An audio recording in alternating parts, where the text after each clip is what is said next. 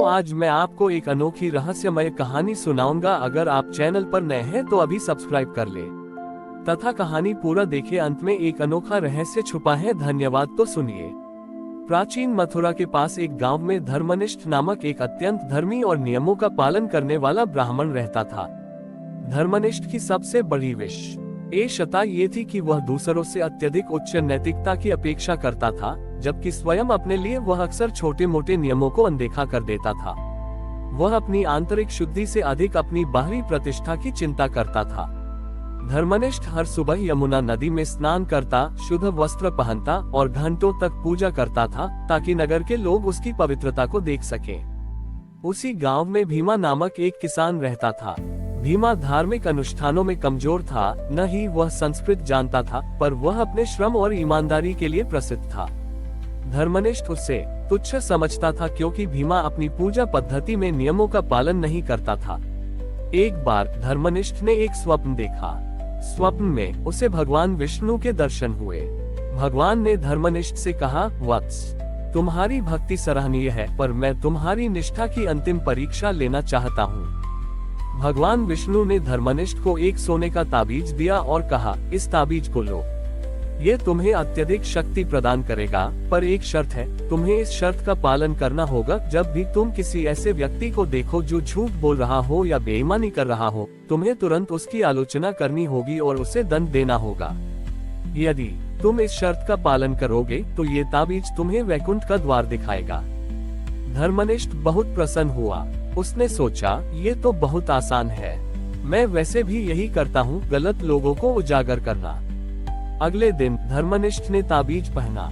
उसकी शक्ति के कारण उसे अब लोगों के मन के विचार भी सुनाई देने लगे। वह जैसे ही बाजार में गया, उसने देखा कि एक धनी व्यापारी जो धर्म का बहुत दिखावा करता था, अपने मन में सोच रहा था कि वह अपने गरीब ग्राहकों को कैसे धोखा दे। धर्मनिष्ठ ने तुरंत उस व्यापारी को सार्वजनिक रूप से कठोरतम शब्द कहे और उसे अपमानित किया। फिर उसने देखा कि गांव का प्रधान, जो बाहर से बहुत दयालु दिखता था, अपने मन में अपने पड़ोसी की संपत्ति हड़पने की योजना बना रहा है। धर्मनिष्ठ ने तुरंत प्रधान को झूठा और कपटी कहकर दंडित किया। धर्मनिष्ठ हर किसी की गलती उजागर करता रहा और पूरा गांव उसकी ईमानदारी से भयभीत हो गया। शाम को धर्मनिष्ठ थका हारा अपने घर लौटा। वह बहुत संतुष्ट था कि उसने सत्य और धर्म की रक्षा की है। जैसे ही वह अपने घर के द्वार पर पहुंचा, उसे अपनी पत्नी की आवाज सुनाई दी। उसकी पत्नी अंदर अपने बेटे से कह रही थी, तुम्हारे पिता धर्मनिष्ठ आ गए हैं। उनसे कहना कि तुम बीमार थे, इसलिए आज तुम पाठशाला नहीं जा पाए। ऐसा कहने से वे नाराज नहीं होंगे। धर्मनिष्ठ को ताबीज के कारण अपनी पत्नी के मन का विचार भी सुनाई दिया। मैंने झूठ इसलिए बोला क्योंकि मैं अपने पति के क्रोध से डरती हूँ, वरना वह मुझे घर में अशांति पैदा करने के लिए दंडित करेंगे। धर्मनिष्ठ चौंक गया। उसने महसूस किया कि वह दूसरों को झूठ और बेईमानी के लिए दंडित कर रहा था, पर उसकी अपनी पत्नी को उसकी कठोरता के कारण झूठ बोलना पड़ा। अगले ही पल धर्मनिष्ठ को अपने मन में एक विचार आया, मुझे बहुत भूख लगी है। मैं पूजा की थाली में से भगवान को अर्पित करने से पहले एक फल क्यों न चुरा लूं? भगवान को क्या पता चलेगा? ताबीज में से एक तीव्र प्रकाश निकला और धर्मनिष्ठ को उस प्रकाश में भगवान विष्णु का मुखमंडल दिखाई दिया। भगवान ने पूछा, वत्स, तुम दूसरों को सार्वजनिक झूठ के लिए दंड देते हो, पर जब तुम्हारी पत्नी ने निजी भय के कारण झूठ बोला तो तुम चुप क्यों रहे? और अब तुम गुप्त रूप से मेरे भोग में से चोरी करने का विचार कर रहे हो। भगवान ने निष्कर्ष निकाला, तुम्हारी निष्ठा की परीक्षा दूसरों की गलतियों को खोजने में नहीं थी, बल्कि अपनी आंतरिक त्रुटियों को स्वीकार करने में थी। दोहरा मानदंड, डबल स्टैंडर्ड्स की सबसे बड़ी अपवित्रता है। धर्म का अर्थ यह नहीं है कि तुम दूसरों को कितना नीचा दिखाते हो, बल्कि यह है कि तुम स्वयं अपने लिए कितने सच्चे हो। धर्मनिष्ठ का अहंकार नष्ट हो गया। उसने तुरंत वह ताबीज उतार दिया और अपनी पत्नी से क्षमा मांगी। उसने जान लिया कि भगवान विष्णु की सच्ची पूजा दूसरों की आलोचना में नहीं, बल्कि स्वयं की आंतरिक शुद्धि और करुणा में निहित है। धर्मनिष्ठ ने ताबीज उतारा और अपनी पत्नी से क्षमा मांगी। उसने उसी क्षण दूसरों की आलोचना करने की आदत और स्वयं के लिए ढील देने के दोहरे मापदंड को त्याग दिया। उसने जान लिया कि धर्म की शुरुआत स्वयं के घर से और स्वयं के आंतरिक विचारों से होती है। धर्मनिष्ठ ने अब अपना ध्यान अपनी आंतरिक त्रुटियों को सुधारने पर केंद्रित किया। धर्मनिष्ठ ने सबसे पहले उन सभी लोगों से क्षमा मांगने का निश्चय किया जिन्हें उसने ताबीज की शक्ति के कारण सार्वजनिक रूप से अपमानित किया था। गांव का प्रधान और धनी व्यापारी। जब वह प्रधान के पास गया तो प्रधान ने क्रोध से कहा, तुमने मेरी प्रतिष्ठा नष्ट कर दी। मुझे तुम्हारा धर्मनिष्ठ होना अब ढोंग लगता है। धर्मनिष्ठ ने विनम्रता से उत्तर दिया, प्रधान जी, आपकी बात सत्य है। मेरा धर्मनिष्ठ होना ढोंग ही था। मैं केवल बाहरी नियम मानता था, आंतरिक सत्य नहीं। मेरे अहंकार ने मुझे अंधा कर दिया था। मैंने आपको दंडित किया क्योंकि मैं अपनी खुद की त्रुटियों को देखने से डरता था। कृपया मेरे अहंकार के लिए मुझे क्षमा करें। धर्मनिष्ठ की निष्ठा से भरी विनम्रता देखकर प्रधान का क्रोध शांत हो गया।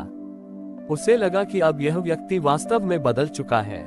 इस प्रकार धर्मनिष्ठ ने एक एक करके उन सभी लोगों से क्षमा मांगी जिन्हें उसने अपनी तीखी आलोचनाओं से चोट पहुंचाई थी। इस प्रक्रिया में उसका बाहरी अहंकार पूरी तरह से गल गया और उसके मन में एक गहरी शांति और करुणा स्थापित हो गई। एक दिन धर्मनिष्ठ अपनी पूजा कर रहा था। उसकी पूजा अब पहले से बहुत अलग थी। उसमें कोई आडंबर नहीं था, कोई दिखावा नहीं था, केवल शांत और सच्चा प्रेम था। वह अब भगवान से कुछ मांगता नहीं था, बल्कि केवल अपने कर्मों के उत्तरदायित्व को स्वीकार करता था। पूजा के दौरान उसे एक दिव्य सुगंध का अनुभव हुआ। उसके सामने वही श्यामवर्णी बालक प्रकट हुआ। बालक ने मुस्कुराते हुए पूछा, वत्स, तुमने अपना दोहरा मानदंड त्याग दिया है। तुम्हारा हृदय अब शुद्ध है। अब क्या तुम ताबीज लेना चाहोगे ताकि तुम संसार की गलतियों को तुरंत उजागर कर सको? उद्धरण चिन्ह। धर्मनिष्ठ ने हाथ जोड़कर कहा, प्रभु, अब मुझे उस ताबीज की आवश्यकता नहीं है। मुझे अब पता चल गया है कि मेरा सच्चा कार्य संसार की गंदगी को बाहर निकालना नहीं, बल्कि अपने हृदय को इतना शुद्ध रखना है कि मेरे आसपास की गंदगी मुझे प्रभावित न करे। धर्मनिष्ठ ने आगे कहा, मैंने ये भी सीखा है कि हर व्यक्ति अपनी अपनी लड़ाई लड़ रहा है। मेरे लिए दूसरों की गलती देखना बंद करने से मेरा अपना धर्म मजबूत हुआ है। अब मैं केवल इतना चाहता हूँ कि मैं अपने लिए और दूसरों के लिए एक ही नियम का पालन कर सकूं, करुणा का नियम। भगवान विष्णु ने अत्यंत प्रसन्न होकर धर्मनिष्ठ को आशीर्वाद दिया। भगवान ने अंतिम सत्य कहा, धर्मनिष्ठ, अब तुम वास्तव में धर्मनिष्ठ हुए हो। मैंने तुम्हें बाहरी दुनिया को सुधारने का मौका दिया, पर तुम मेरी सबसे बड़ी शिक्षा सीख गए कि सच्ची शुद्धि बाहर से नहीं, बल्कि भीतर से शुरू होती है। जिसने अपने लिए नियम बना लिया, उसे दूसरों के लिए नियम बनाने की आवश्यकता नहीं रहती। धर्मनिष्ठ का जीवन उस दिन से निंदा से मुक्त होकर सच्ची सेवा और करुणा का प्रतीक बन गया। उसने सिद्ध किया कि भगवान का सबसे बड़ा आदेश यह नहीं है कि हम दूसरों की गलतियों को पकड़ें, बल्कि यह है कि हम एक ही तराजू से स्वयं को और अपने पड़ोसी को तौलें। हमारी और भी आध्यात्मिक एवं अनोखी कहानियां देखने के लिए हमारे चैनल पर जाएं तथा धार्मिक एवं पौराणिक अनोखी कहानियां हमारे चैनल पर है। कृपया जाके देखें तथा हमारे चैनल को सब्सक्राइब करके रखें और वीडियो लाइक जरूर करें। धन्यवाद।